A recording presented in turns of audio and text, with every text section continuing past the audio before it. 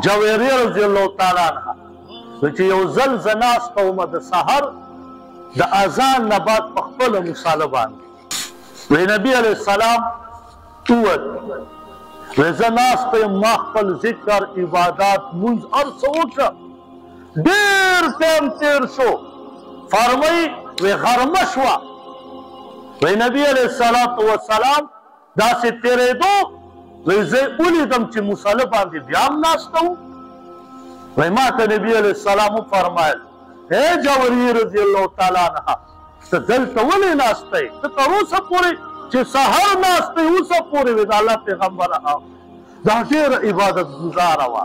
وی نبي علیه السلام ورته وفرمیل دې نه دله ډېر عبادت ونه ښایم یو څلور کلمې چې د سهار مونځ نه بعد وایې ستا دو تر اوسه پورې چې څومره عبادت کړې د هغې نه افضل کلمات درته ونه ښایم هغه ورته عرض کړي د الله پیغمبره ضرور یې راته وښایې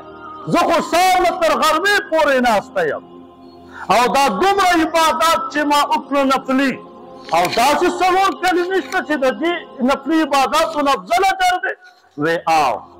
وی د الله پیغمبر هغه کومې کلمې دي وی هغه دا دي سبحان الله وبحمده